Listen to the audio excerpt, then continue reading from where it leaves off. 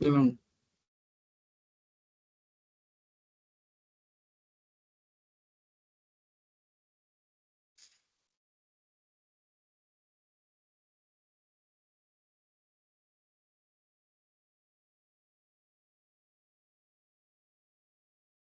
Nah, gini aja kan. Udah mulai nih. Baik. eh Selamat sore, Pak Rektor dan sekaligus dosen saya, Pak Wendy,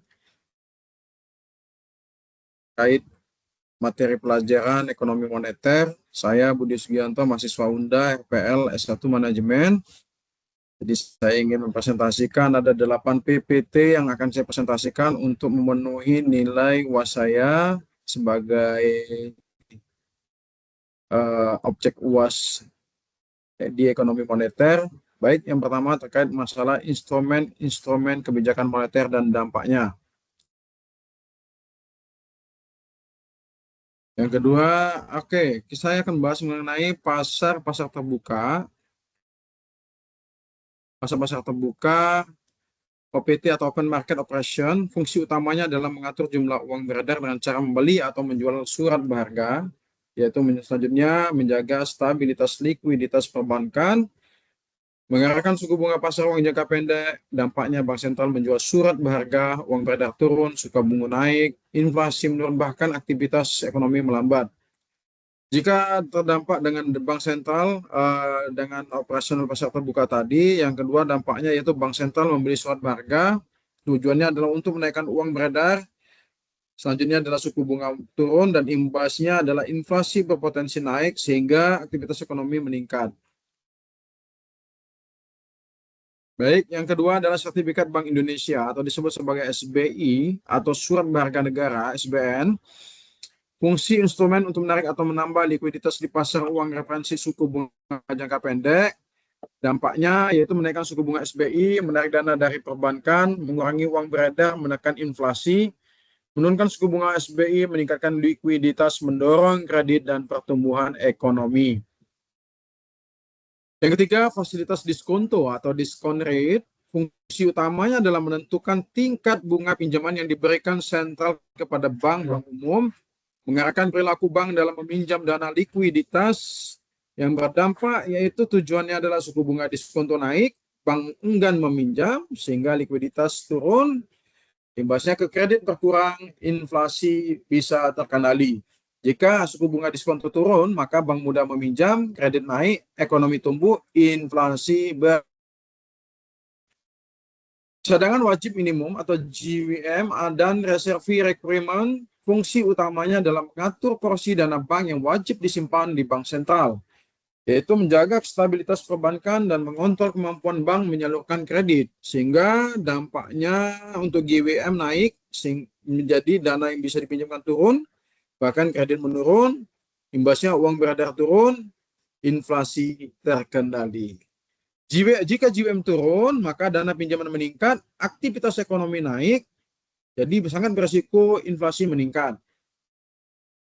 Kebijakan suku bunga BI rate atau BI 7-day reversi repo rate, fungsi utamanya adalah instrumen utama untuk mengarahkan suku bunga perbankan. Kedua, indikator sikap moneter atau monetary stance atau bank sentral.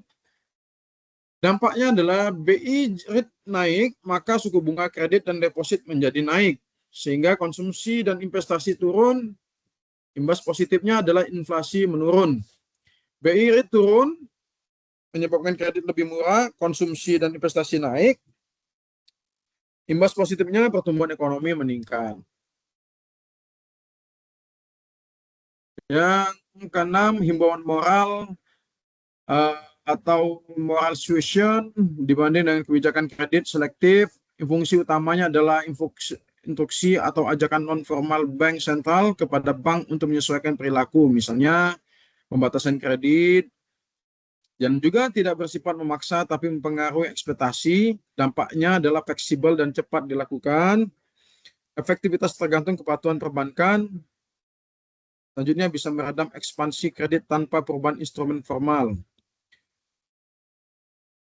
Oke, kebijakan kredit selektif fungsi utamanya adalah mengatur alokasi kredit pada sektor tertentu, misalnya UMKM, pertanian, sektor produktif, mengarahkan pertumbuhan ekonomi sesuai prioritas pemerintahan.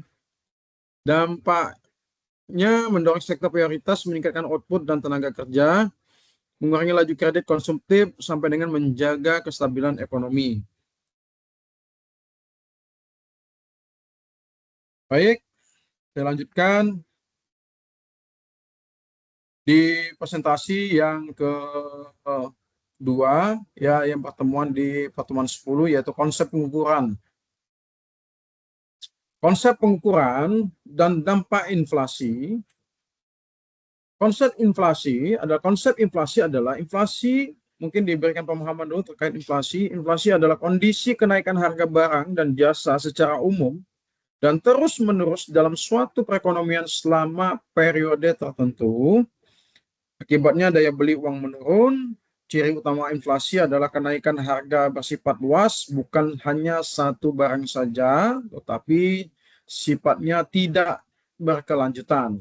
Nilai real uang menyusut, ya itu disebut sebagai ciri-ciri utama inflasi. Jenis inflasi berdasarkan penyebab. Yang pertama, demand pull inflation, permintaan lebih besar dari penawaran. Cost push inflation, biaya produksi naik, upah bahan baku, energi. Yang ketiga, imported inflation, dipicu kenaikan harga barang impor dan pelemahan kurs. Inflasi ekspektasi terjadi karena perkiraan harga akan naik di masa depan. Pengukuran inflasi diukur dengan indeks harga yang membandingkan harga dan jasa dari waktu ke waktu. Yang pertama, indeksi harga konsumen (IHK), indeks harga konsumen, mengukur perubahan harga barang dan jasa yang dikonsumsi rumah tangga, digunakan sebagai indikator inflasi resmi di Indonesia. Yang kedua adalah indeks harga produsen (IHP), yaitu mengukur harga di tingkat produsen. Yang kedua, sering menjadi indikator awal inflasi konsumen. Yang tiga, deflator PDB atau PDB, mengukur perubahan harga seluruh output barang dan jasa dalam perekonomian. Jadi ada daya ukurnya ya untuk inflasi ini. Yang selanjutnya adalah dampak inflasi. Inflasi memiliki dampak positif dan negatif tergantung tingkat dan kestabilan. Ya, pertama adalah dampak positif inflasi ringan atau yang bisa dikendalikan, yaitu mendorong produksi dan investasi, mengurangi beban utang nominal, merangsang pertumbuhan ekonomi. Dampak negatifnya, inflasi tinggi tidak terkendali, dan ini yang akan membahayakan ya, sehingga daya beli masyarakat turun, ketidakpastian ekonomi, distribusi pendapatan tidak merata, biaya hidup yang pasti meningkat. Jadi kesimpulan terkait inflasi, inflasi adalah fenomena ekonomi yang tidak bisa dihindari, tetapi harus dikendalikan. Pengukuran inflasi penting sebagai dasar kebijakan ekonomi. Inflasi ringan dan stabil baik bagi ekonomi, tetapi inflasi yang tinggi merugikan masyarakat secara umum. Baik, saya lanjutkan dengan presentasi yang ketiga, yaitu pertemuan di 11 terkait trade-off antara inflasi dan pengangguran. Jadi kita melihat dari konsep ekonomi makro, kita mulai dengan pengertian inflasi seperti yang dijelaskan sebelumnya di presentasi sebelumnya, yaitu inflasi adalah kenaikan harga barang dan jasa secara umum dan terus-menerus. Inflasi menurunkan daya beli masyarakat. Jadi ini terkait pengertian inflasi, dan terkait pengertian pengangguran ini saya jelaskan. Pengangguran adalah kondisi ketika angkatan kerja tidak memiliki pekerjaan. Ibaratnya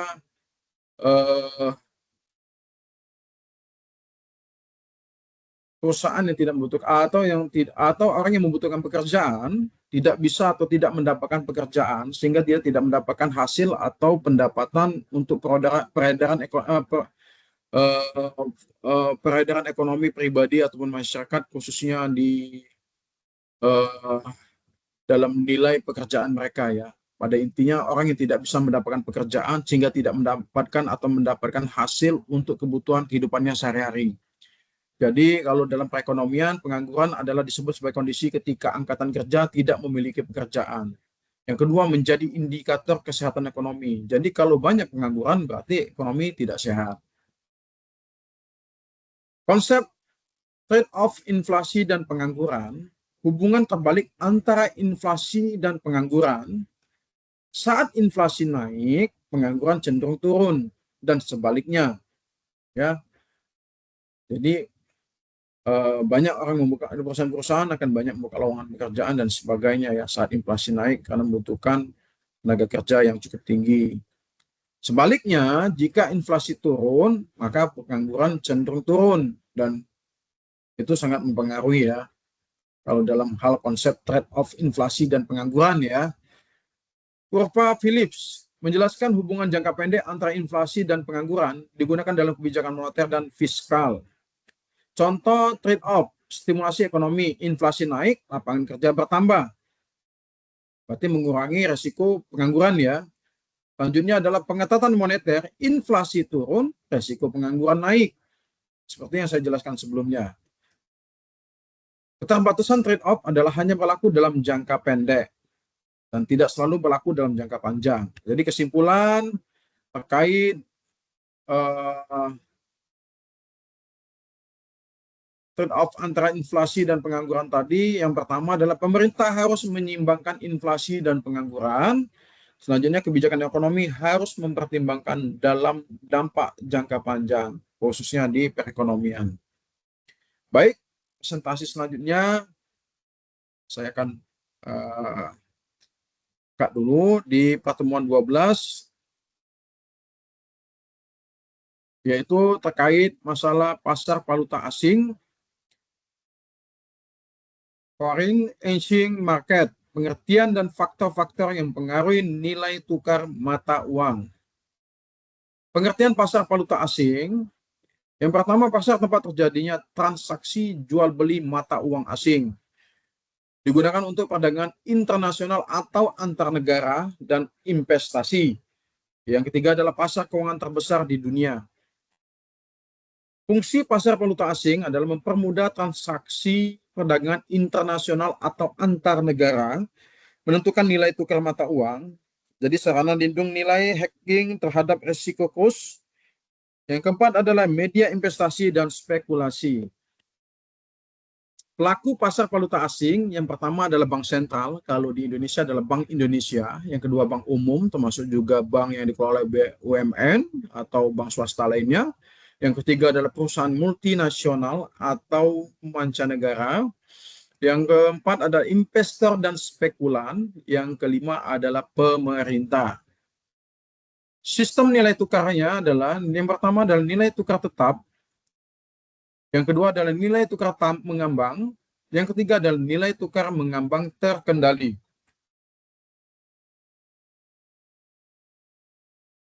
Faktor umum yang mempengaruhi nilai tukar yang pertama adalah tingkat inflasi, yang kedua adalah suku bunga, yang ketiga pendapatan nasional, yang keempat kondisi politik dan keamanan, yang kelima kebijakan pemerintah. Selanjutnya adalah pengaruh inflasi terhadap nilai tukar. Yang pertama, inflasi tinggi menurunkan daya beli mata uang cenderung melemah. Yang ke slide ke-8, pengaruh suku bunga terhadap nilai tukar. Suku bunga tinggi menarik investasi asing. Selanjutnya, mata uang cenderung menguat. Faktor lain yang mempengaruhi nilai tukar, neraca perdagangan, ekspektasi pasar, spekulasi sentimen global. Jadi kesimpulan, pasar valuta asing berperan penting dalam perekonomian global. Nilai tukar dipengaruhi oleh berbagai faktor ekonomi dan non-ekonomi. Oke, demikian presentasi terkait pasar valuta asing. Saya lanjutkan dengan presentasi lainnya, yaitu di pertemuan 13, dampak perubahan nilai tukar terhadap rumah tangga, perusahaan, dan perekonomian negara. Yang pertama saya presentasikan adalah pengertian nilai tukar. Nilai tukar adalah harga mata uang suatu negara terhadap mata uang negara lainnya. Contoh kalau di Indonesia rupiah terhadap dolar, yaitu mata uang Amerika Serikat. Yang ketiga, perubahan nilai tukar dapat berupa aspirasi atau depresiasi. Faktor penyebab perubahan nilai tukar, yang pertama inflasi dan tingkat suku bunga, yang kedua kondisi neraca perdagangan dan arus modal, kebijakan pemerintah dan bank sentral, situasi politik dan ekonomi global. Dampak terhadap rumah tangga secara positif, yang pertama pendapatan dari remitansi luar negeri meningkat saat mata uang melemah. Produk ekspor menjadi lebih kompetitif sehingga membuka lapangan kerja. Jadi khusus untuk produk ekspor ya itu sangat berpositif ya.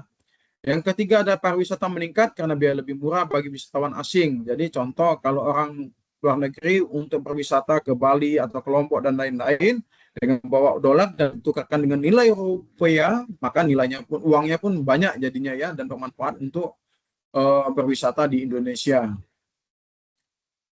Ada dampak negatifnya terhadap rumah tangga. Yang pertama, harga barang impor menjadi lebih mahal. Jadi kalau kita mau beli barang impor dari negara lain untuk masuk ke Indonesia, apalagi menggunakan dengan nilai mata uang dolar Amerika Serikat, maka yang biasanya harganya standar ketika itu ini menjadi harga menjadi lebih meningkat dan lebih mahal. Yang kedua, biaya pendidikan dan kesehatan luar negeri meningkat. Contoh kayak gini, kita berobat di Indonesia cukup dengan biaya 1 juta, maka karena kurang puas dengan pelayanan atau pengobatan di Indonesia, berniat untuk berobat ke luar negeri, mungkin uh, dengan kualitas yang mungkin dianggap lebih baik ya dibanding Indonesia, maka biayanya pun akan lebih meningkat karena nilai tukar uang antar rupiah dengan nilai mata uang asing itu akan berubah menjadi signifikan kenaikannya.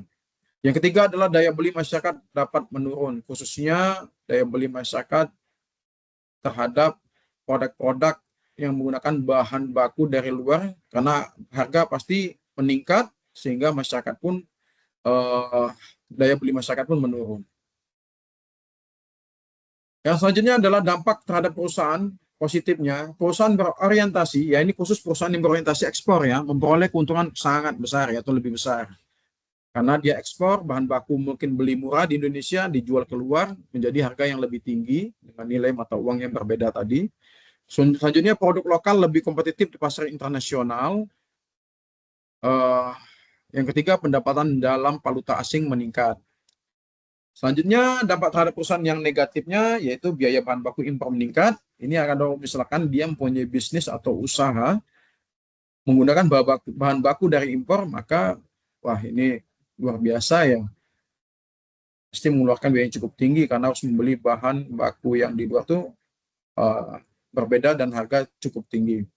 Yang kedua, perusahaan dengan utang valuta asing menanggung beban lebih besar. Perusahaan dengan utang valuta asing menanggung beban lebih besar. Yang ketiga adalah ketidakpastian usaha meningkat. Dampak terhadap perekonomian negara positif, mendorong ekspor dan pertumbuhan ekonomi. Yang ketiga, meningkatkan devisa negara. Yang ketiga, menarik investasi asing di sektor tertentu.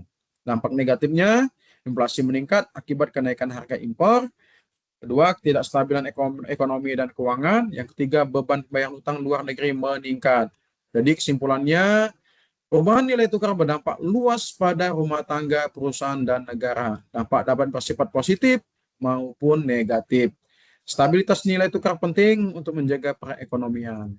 Demikian presentasi terkait dampak perubahan nilai tukar uang. Selanjutnya, saya akan mempresentasikan di pertemuan 14 terkait krisis keuangan, jenis, penyebab, dan dampak terhadap perekonomian. Oke, yang pertama pengertian krisis keuangan. Krisis keuangan adalah kondisi terganggunya sistem keuangan yang menyebabkan lembaga keuangan tidak berfungsi normal, ditandai dengan kepanikan, penurunan nilai aset, dan melemahnya aktivitas ekonomi. Yang ketiga, jenis-jenis krisis keuangan. Yang pertama yaitu krisis perbankan, krisis nilai tukar, krisis utang, krisis pasar modal, krisis keuangan global.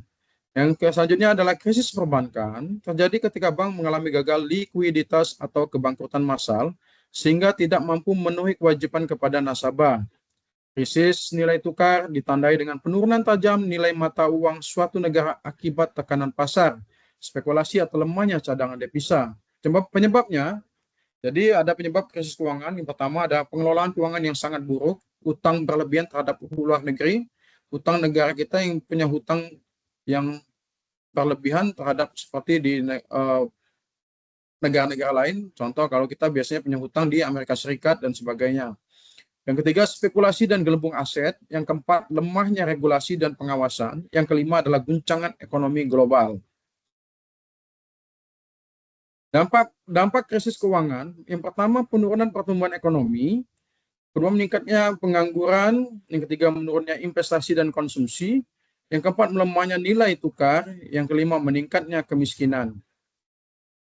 Dampak jangka panjang, krisis keuangan dapat menyebabkan perlambatan ekonomi berkepanjangan, menurunnya kepercayaan investor, serta reformasi besar dalam sistem keuangan. Jadi, kesimpulannya, krisis keuangan berdampak luas terhadap perekonomian, mencegah melalui regulasi yang kuat dan pengelolaan ekonomi yang baik sangat diperlukan.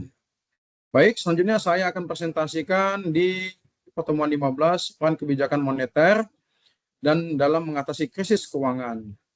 Pengertian krisis keuangan, definisi krisis keuangan adalah kondisi di mana sistem keuangan suatu negara atau wilayah mengalami gangguan yang signifikan. Gangguan ini bisa berupa penurunan nilai aset secara drastis, gagal bayar utang, atau runtuhnya ke lembaga keuangan.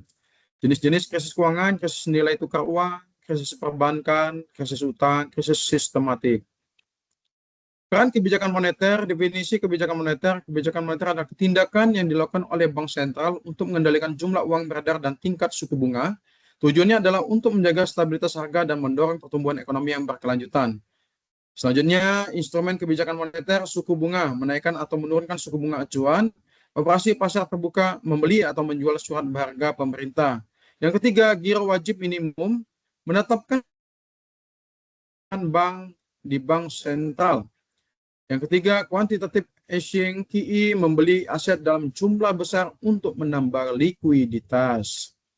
Kebijakan moneter ekspansif tujuan meningkatkan likuiditas di pasar, mendorong pertumbuhan ekonomi saat krisis.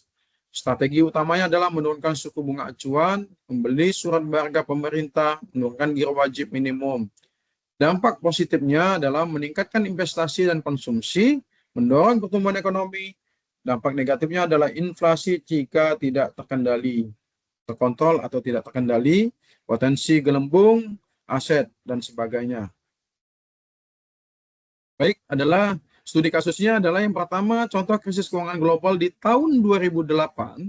Ini adalah imbas dari negara Asia yang mengalami krisis moneter yang diawali dengan akibat, yaitu kalau dari arahan Pak dosen kemarin, akibat dari seringnya meminjam uang ya kepada pihak luar negeri atau Amerika Serikat atau menggelembungnya pinjaman uang global ya secara umum ya di suatu negara sehingga berimbas kebijakan moneter yang dilakukan oleh Fed Bank Sentral Amerika Serikat. Yang kedua, penurunan suku bunga secara agresif. Yang ketiga, program quantitative easing. Baik, yang kedua, contoh krisis Asia di tahun 1997 atau 1990 sampai dengan 1998, yaitu krisis moneter yang sangat luar biasa, bukan hanya ekonomi tapi juga masalah sosialnya yang sangat tinggi. Yang pertama, kebijakan moneter yang dilakukan oleh Bank Indonesia, kenaikan suku bunga untuk menstabilkan nilai tukar. Yang ketiga, intervensi pasar valuta asing. Baik, tantangan dalam implementasi kebijakan moneter, lag waktu. Kebijakan moneter membutuhkan waktu untuk memberikan dampak pada ekonomi.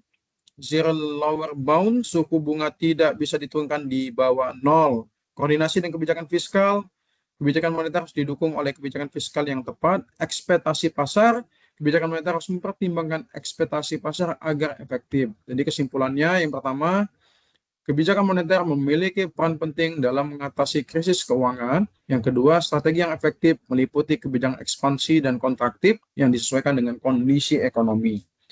Yang ketiga, mengimplementasi kebijakan moneter menghadapi berbagai tantangan yang perlu diatasi.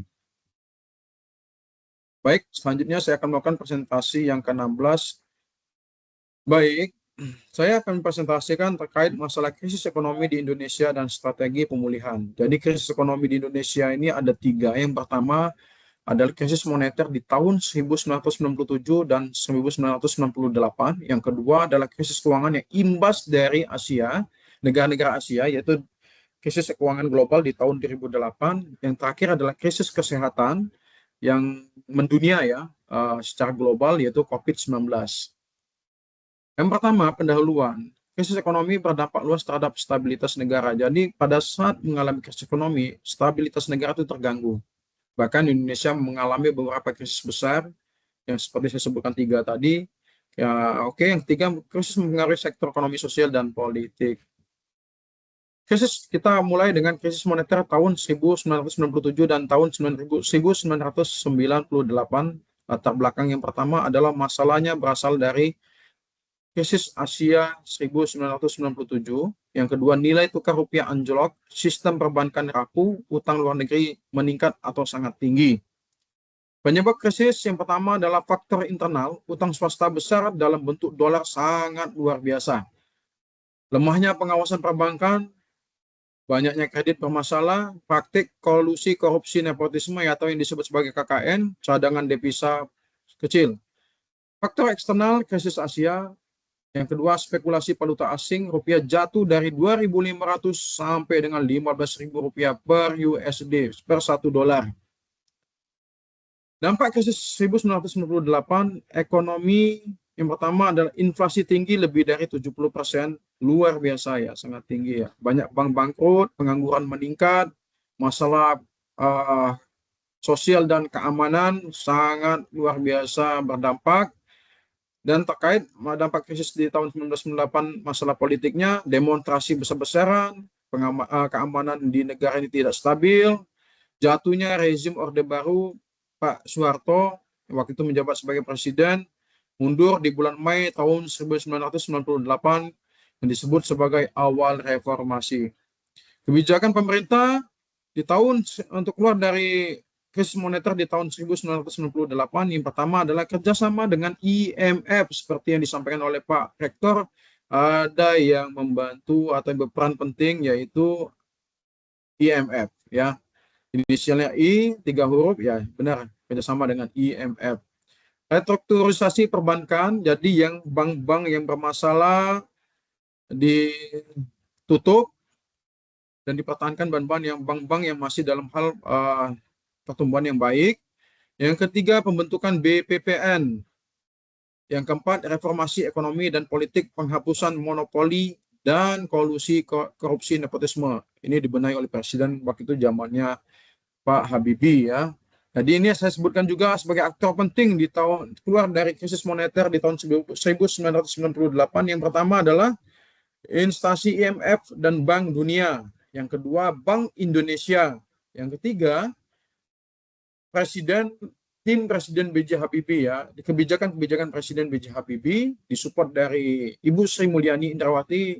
Pada saat itu, Bu Sri Mulyani Indrawati sebagai eksekutif direktur alternatif dari IMF. Yang keempat, tim teknokrat ekonomi. Ya, syukur ya kalau Pak dosen bilang Indonesia tidak jaim atau masih membuka diri untuk minta dibantu oleh IMF. Oke, selanjutnya adalah krisis keuangan global 2008. Latar belakangnya berasal dari krisis subprime mortgage Amerika Serikat, runtuhnya Lehman Brothers atau bank investasi dan jasa keuangan di Amerika Serikat, kebangkrutan lembaga keuangan global, dan ini adalah imbas dari termasuk juga negara-negara Asia lainnya. Dampak krisis di tahun 2008 di Indonesia yaitu IHSG jatuh tajam, nilai rupiah melemah, ekspor dan investasi menurun, stabilitas politik tetap terjaga, tidak seperti di tahun 1998. Kebijakan pemerintah di tahun 2008 yaitu stimulus fiskal, penurunan suku bunga Bank Indonesia, penjaminan likuiditas perbankan. Inilah cikal bakalnya jaminan simpanan ya. Aktor penting di krisis tahun 2008 yang pertama adalah kebijakan-kebijakan dari Presiden SBY Susilo Bambang Yudhoyono. Pada saat itu beliau menjabat sebagai Presiden Republik Indonesia, disupport dari Bank Indonesia, dan kerjasama Presiden SBY disupport langsung oleh Kementerian Keuangan Ibu Sri Mulyani, yang pada saat itu beliau sangat berpengalaman ya menangani kasus Krismon di tahun 1998, dan satu lagi yang bukan adalah G20. Baik, kita lanjut ke krisis kesehatan, krisis COVID-19. Latar belakangnya adalah pandemi global. COVID-19 ini bukan hanya di Indonesia, tapi secara keseluruhan di dunia ya. Kedua, pembatasan aktivitas ekonomi, gangguan rantai pasok. jadi sangat mempengaruhi ekonomi ya, khususnya UMKM. Dampak krisis COVID-19 yang pertama adalah pertumbuhan ekonomi negatif 2020. Imbasnya UMKM berdampak sangat besar, banyak UMKM hancur lebur lah ya di situ.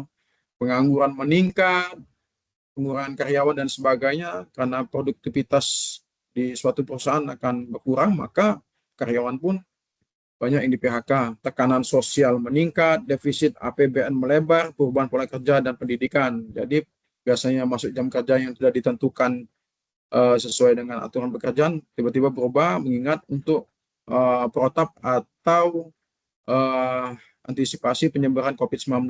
Begitu juga di sekolah-sekolah. Banyak melakukan daring atau pelajaran yang melalui online di rumah.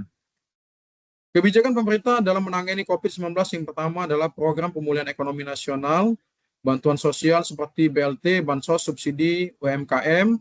Yang ketiga, vaksinasi nasional ini sampai dengan 3 kali. Yang keempat, relaksasi defisit APBN.